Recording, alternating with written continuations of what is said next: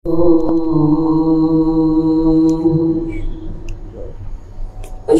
أن محمدا رسول الله.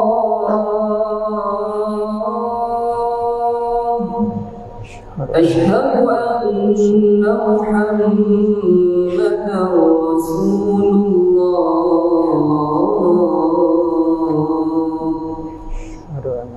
حي على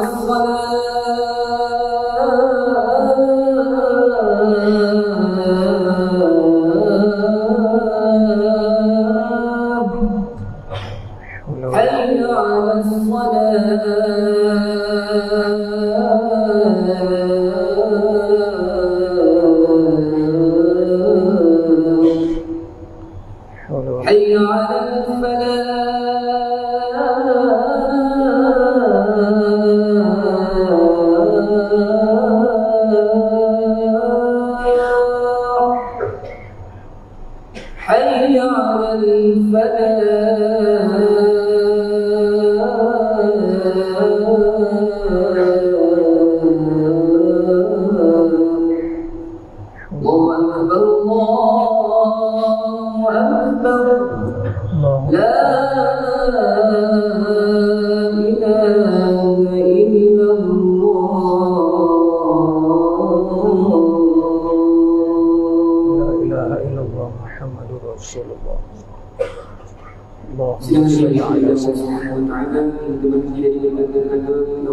menyampaikan khutbah.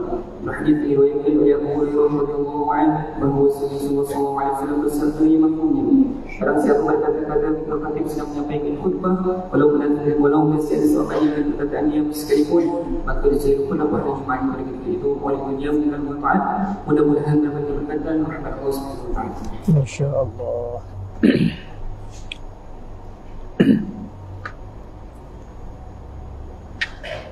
الحمد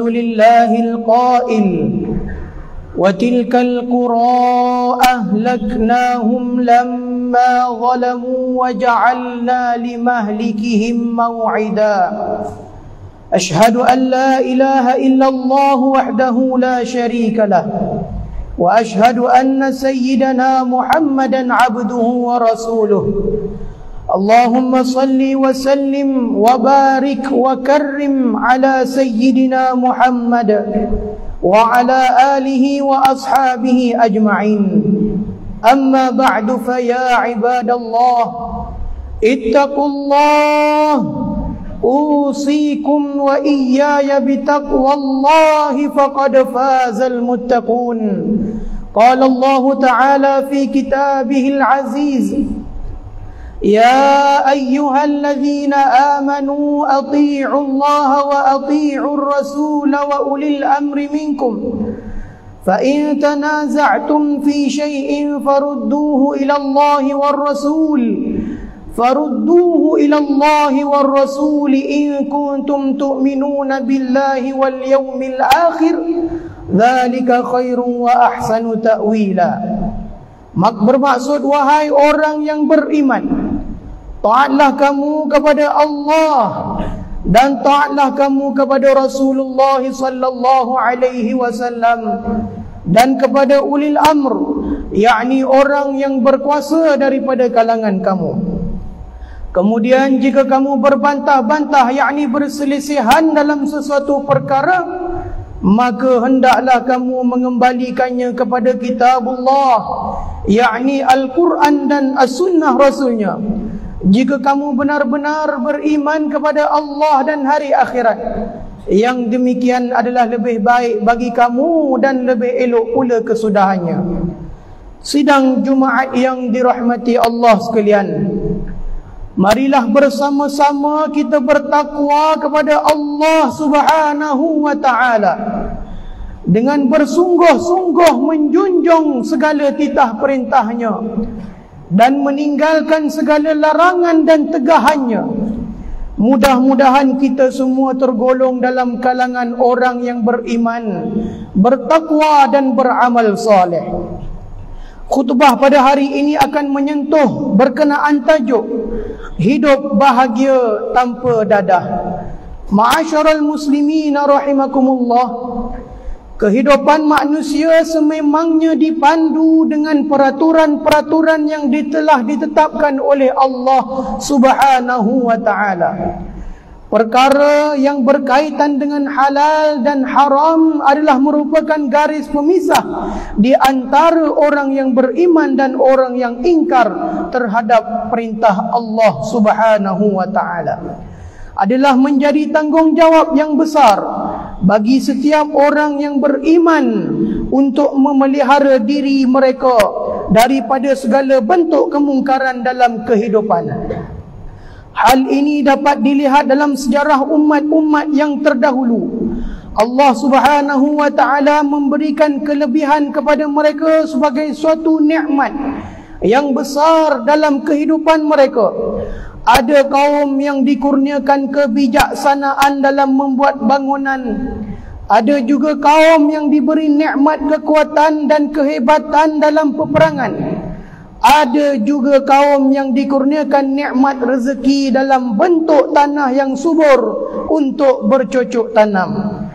Namun, kesemua umat-umat itu telah dibinasakan oleh Allah Subhanahu wa ta'ala kerana sikap mereka yang lalai dan melampaui batas. Allah Subhanahu wa ta'ala menurunkan azabnya dengan sekelip mata sehingga mereka tidak sempat untuk berbuat apa-apa pun. Inilah peringatan yang menjadi garis panduan bagi kita umat pada zaman ini. Ia adalah sebuah peringatan yang penting supaya kita tidak mengikut jejak langkah umat-umat yang terdahulu yang telah diazabkan oleh Allah Subhanahu wa ta'ala. Firman Allah Subhanahu wa ta'ala dalam suratul Kahfi ayat yang ke-59 sebagaimana yang saya bacakan di awal khutbah tadi yang bermaksud, dan penduduk negeri-negeri yakni yang durhaka itu telah kami binasakan ketika mereka berbuat zalim, dan telah kami tetapkan waktu tertentu bagi kebinasaan mereka. Saudara-saudaraku kaum muslimin yang dirahmati Allah sekalian, pada hari ini kemungkaran semakin tersebar luas dan sebahagian umat Islam sudah tidak merasa malu lagi untuk melakukan maksiat. Kebanyakan kemungkaran dan kemaksiatan yang berlaku pada masa ini seperti jenayah mencuri, meragut, berzina, mencabul kehormatan dan bunuh adalah berpunca daripada penyalahgunaan dadah. Kesan penyalahgunaan dadah adalah sama dengan kesan minum arak kerana ia boleh menimbulkan ketagihan serta menghilangkan kewarasan akal. Hukum bagi penyalahgunaan dadah dan bahan-bahan yang terlarang ini adalah jelas, iaitu haram. Pengharaman ini adalah kerana penyalahgunaan dadah boleh mendatangkan kerosakan yang besar, sama ada kemudaratan kepada diri sendiri, keluarga, masyarakat mahupun menggugat kestabilan negara. Rasulullah sallallahu alaihi wasallam pernah menyebutkan sebagaimana yang telah diriwayatkan daripada Ibnu Umar radhiyallahu anhu. Baginda Rasulullah sallallahu alaihi wasallam bersabda yang bermaksud, setiap yang memabukkan adalah arak dan setiap yang memabukkan itu adalah haram. Hadis riwayat Imam Muslim. Bermula dengan rasa ingin untuk mencuba, ianya kemudian berakhir dengan kehancuran yang tidak pernah terjangka oleh sesiapa. Fikiran yang tenang menjadi kusut, jiwa yang tenteram menjadi serabut, badan yang sihat menjadi susut, keluarga yang harmoni bertukar kelam kabut, semakin berleluasa jenayah, mencuri dan meragut, dan akhirnya masyarakat yang sedia tenat semakin mereput. Hadirin sidang Jumaat yang dirahmati Allah sekalian, penyalahgunaan dadah pada hari ini telah bertukar wajah, iaitu daripada sumber-sumber dadah yang berasaskan tumbuhan kepada dadah berbentuk buatan seperti syabu, pel kuda, dan lain-lain lagi. Dadah-dadah buatan ini pada hakikatnya mempunyai kesan yang lebih buruk lagi, kerana ia boleh mengganggu dan merosakkan fungsi akal. Justru adalah lebih baik bagi kita dan memastikan anak-anak zuriat keturunan kita tidak terlibat diri daripada menghampiri, mengambil apa-apa juga jenis penyalahgunaan dadah, memandangkan kesannya yang amat buruk. Kesan secara tidak langsung dapat dilihat apabila penyalahgunaan dadah telah menyebabkan berlakunya keganasan rumah tangga. Rumah tangga akan dilanda dengan pelbagai masalah dan penagih akan mengabaikan tanggungjawab mereka terhadap pasangan dan anak-anak. Maka di sini akan berlakulah kepincangan dalam rumah tangga, yang mana ia boleh memberikan kesan yang mendalam kepada jiwa anak-anak. Kesan buruk inilah yang diingatkan oleh Allah Subhanahu wa taala menerusi firman-Nya dalam suratul Baqarah ayat 195, wa anfiqu fi sabilillahi wa la tulqu bi aydikum وَلَا تُلْقُوا بِأَيْدِيكُمْ إِلَى التَّهْلُكَةِ وَأَحْسِنُوا إِنَّ اللَّهَ يُحِبُّ الْمُحْسِنِينَ. Sadaqallahul azim. Yang bermaksud, dan belanjakanlah yakni harta bendamu di jalan Allah, yakni untuk menegakkan agama Allah, dan janganlah kamu mencampakkan dirimu sendiri ke dalam kebinasaan, yakni dengan bersikap bakhil. Dan berbuat baiklah, kerana sesungguhnya Allah mengasihi orang yang berbuat baik. Usaha awal kerajaan dalam menangani masalah dadah adalah melalui tindakan undang-undang di bawah Akta Dadah Berbahaya 1952. Manakala pada tahun 1983 kerajaan telah mengisytiharkan dadah sebagai musuh nombor 1 negara. Usaha ini telah menjadi titik tolak untuk memberikan tumpuan yang khusus kepada rakyat yang mempunyai permasalahan dadah. Masyarakat perlu sedar dan bangkit untuk menyalurkan maklumat berkaitan dengan kegiatan penagihan dadah supaya kesan mudarat tersebut dapat dijauhi. Kita juga seharusnya mengubah tanggapan yang buruk terhadap penagih yang sudah pulih sepenuhnya. Sebagai masyarakat yang prihatin, kita hendaklah menerima dan tidak menghukum atau membiarkan mereka tanpa bantuan. Mereka perlu diberi peluang, sokongan dan dorongan untuk memperbaiki kelemahan diri dan kembali menjadi sebahagian daripada anggota masyarakat. Inilah sikap yang sangat diperlukan dalam kalangan ahli masyarakat. Sidang Jumaat yang dimuliakan Allah sekalian, sebagai kesimpulan bagi mengakhiri khutbah pada minggu ini, marilah bersama-sama kita mengambil beberapa pengajaran untuk dijadikan panduan dalam kehidupan kita.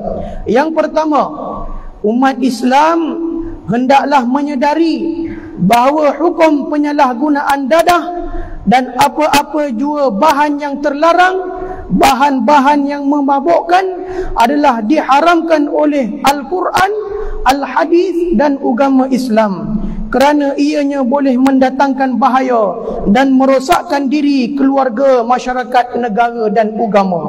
Yang kedua, setiap anggota masyarakat itu hendaklah saling bantu-membantu dalam memulihkan bekas penagih dadah dengan memberi sokongan dan dorongan, serta tidak meminggirkan mereka untuk bersama-sama di dalam masyarakat.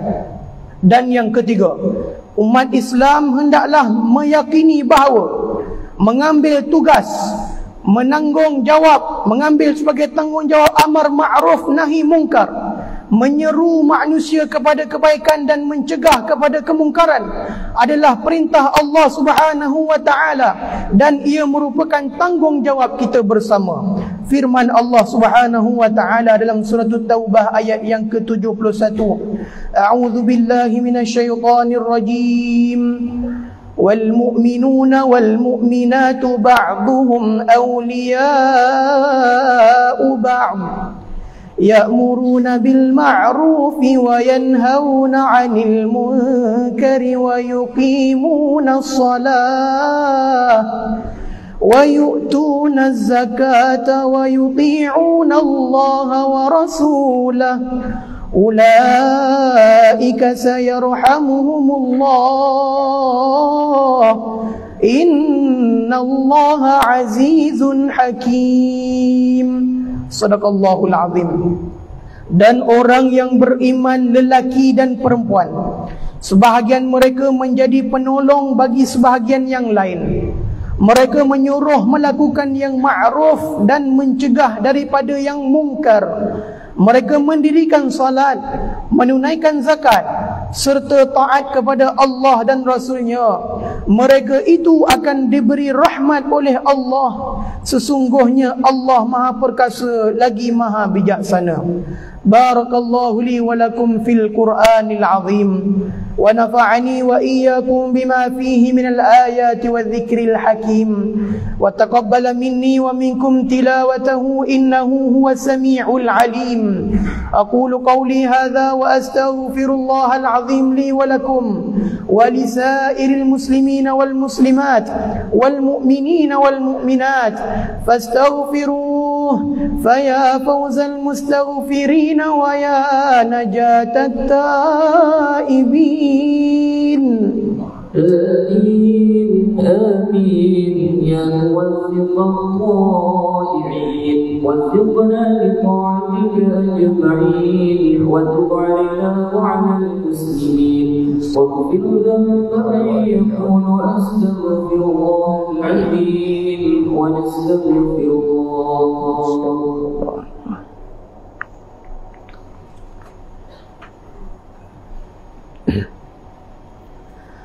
الحمد لله حمدا كثيرا كما أمر.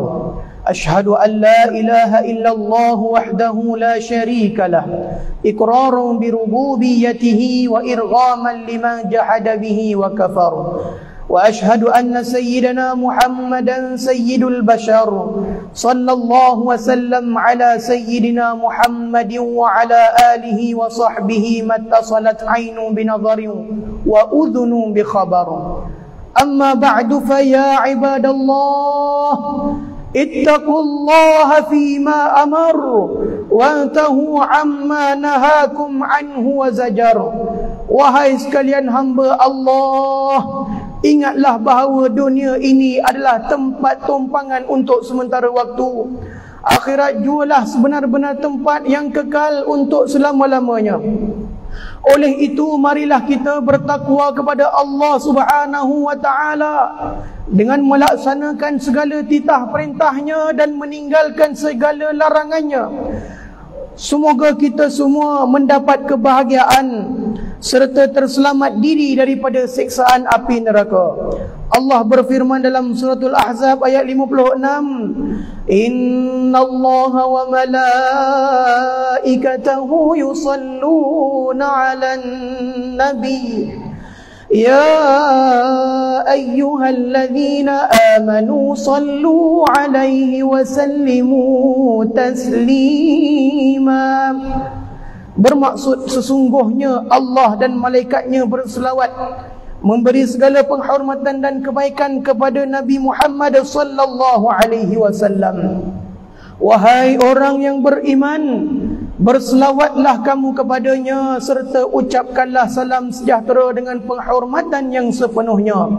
Allahumma salli wa sallim wa barik ala sayyidina Muhammad wa ala ali sayyidina wa maulana Muhammad.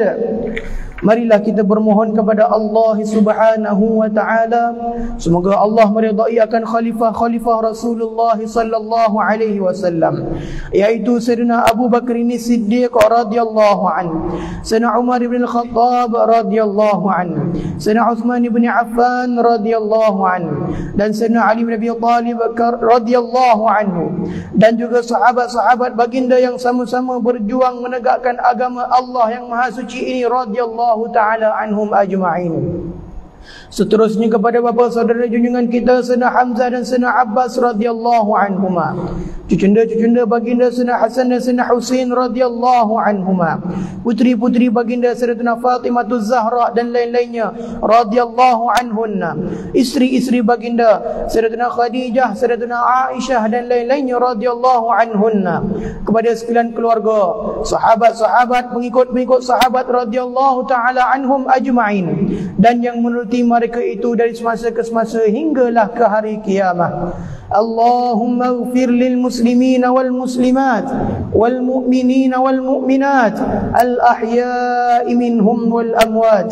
Ya Allah, ampunkanlah sekalian kaum muslimin dan muslimat, mukminin dan mukminat, sama ada yang masih hidup ataupun yang telah meninggal dunia. Ya Allah, peliharakanlah akidah kami ya Allah, yang berlandaskan akidah Ahlus Sunnah wal Jamaah, aliran Al-Asy'ariyah dan Al-Maturidiyah. Ya Allah, pelihara, lindungi, jauhi dan selamatkanlah apalah kiranya diri kami ini, zuriat keturunan kami, keluarga kami dan umat Islam keseluruhannya daripada apa-apa jua balak dan bencana, wabak dan penyakit, segala mara bahaya, kesusahan dan keburukan. Ya Allah, kurniakan kemuliaan dan kesejahteraan kepada mereka yang berjihad dan menafkahkan hartanya ke jalan-Mu, seperti pembayar-pembayar zakat, pewakaf-pewakaf dan seumpamanya.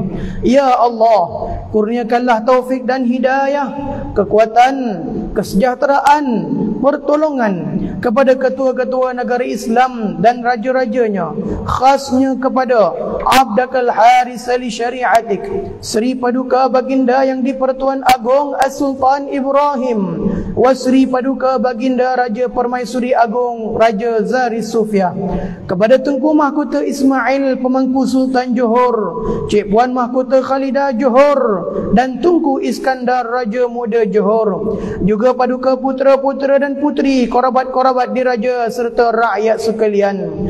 Allahumma a'izzal Islam wal muslimin واخذل الكفرة ومبتدع السيئات والمشركين وكل من هو عدو للدين. اللهم فرج هموم المسلمين واقض الدين عن المدينين وأحسن خلاص المسجونين واجعل هذا البلد آمنا مطمئنا رخيا وسائر بلاد المسلمين آمين يا رب العالمين. اللهم اكتب السلامة والعافية لنا ولعبيدك الحجاج والوزاة والمسافرين في برك وبحرك وجوك من أمة محمد أجمعين. اللهم أدخلنا وذرياتنا وأصولنا وفروعنا الجنة مع الأبرار يا عزيز يا غفار يا ستار يا رب العالمين. ربنا هب لنا من أزواجنا وذرياتنا قرة أعين وجعلنا للمتقين إماما. ربنا اغفر لنا ولإخواننا الذين سبقونا بالإيمان ولا تجعل في قلوبنا غلا للذين آمنوا ربنا إنك رؤوف رحيم. ربنا آتنا في الدنيا حسنة وفي الآخرة حسنة وقنا عذاب النار والحمد لله رب العالمين. عباد الله، إن الله يأمر بالعدل والإحسان وإيتاء ذي القربى وينهى عن الفحشاء والمنكر والبغي يعظكم لعلكم تذكرون. فاذكروا الله العظيم يذكركم واشكروه على نعمه يزدكم ولذكر الله أكبر والله يعلم ما تصنعون. أقم الصلاة.